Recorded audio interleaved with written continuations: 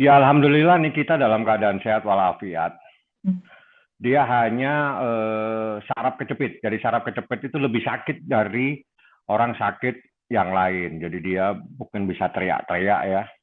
Bahkan itu sakitnya udah luar biasa. Ternyata setelah di foto ronsen itu memang agak miring ya Hmm. tulangnya.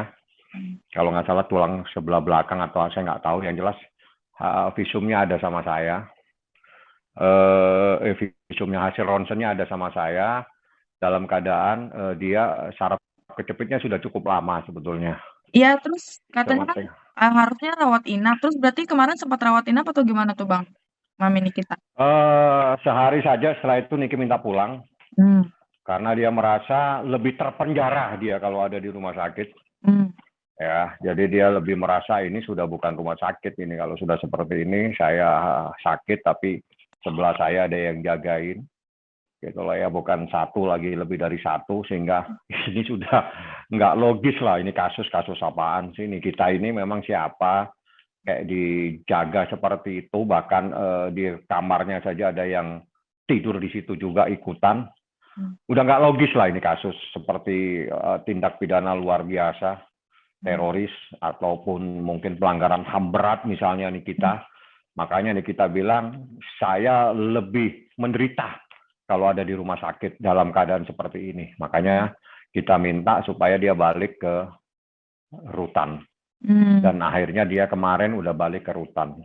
Terus Bang tadi sempat baca juga dari artikel gitu, Kak Fitri bilang kalau emang itu penyakitnya sering kambuh. Itu gimana sih Bang maksudnya Bang?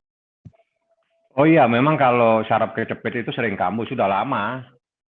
Hmm. Saraf kejepit itu seingat saya Niki sudah cukup lama kambuh sarafnya, dan itu ada kok di ronsen itu memang agak miring ya di belakangnya.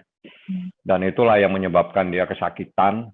Sakitnya itu luar biasa sekali. Kalau orang yang biasa tahu sakit saraf kejepit itu, dia bisa memahami kenapa sampai ini kita teriak-teriak. Kalau untuk penyakitnya Mami Nikita sendiri sebenarnya kalau orang rutan itu tahu nggak sih Bang sebelumnya tentang Tahu penyakitnya? karena orang rutan yang merekomendasikan supaya dirawat. Karena tanpa ada rekomendasi dari rutan, nggak bisa Niki dirawat. Tapi begitu masuk di rumah sakit, justru situasinya merasa terpenjara gitu loh ya.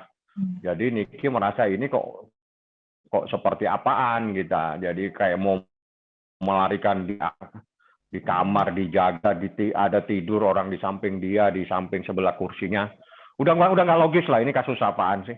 Kok Hmm. memperlakukan kita seperti itu sudah, makanya saya bilang ini kamu semakin sakit kalau ada di rumah sakit dalam situasi seperti ini. Lebih bagus balik aja karena di situ lebih banyak orang yang bisa mengobati secara tradisional. Artinya kan banyak tuh orang-orang tahanan yang pintar-pintar. Kalau untuk dokter sendiri kemarin pesannya apa Bang ke Mami Nikita? Kalau dokter dirawat, harus dirawat nih kitanya sampai 3 hari. Hmm. Artinya perawatan itu harus intensif karena dia perlu terapi. Jadi terapi kalau nggak salah kemarin itu. Tapi Niki merasa sudah tidak nyaman di rumah sakit.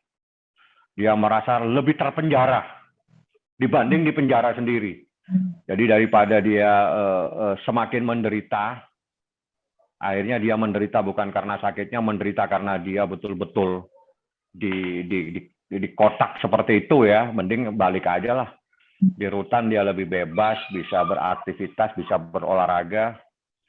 Sehingga kemarin dia balik ke rumah tahanan negara, ke rutan. Kalau untuk kabar masuk ke rumah sakitnya itu anak-anaknya tahu nggak sih Bang? Loli yang datang. Hmm. Loli datang, saya bawa untuk ketemu sama ibunya, sama maminya, Mimi ya panggilannya. Ngobrol lah si Loli sama mamanya. Loli udah cukup dewasa, diamanati untuk jaga adik-adiknya. Dan dia siap untuk menjadi pengganti ibunya sementara ini. Walaupun dia bilang saya masih terlalu muda, tapi ini harus dihadapin. Ya udah.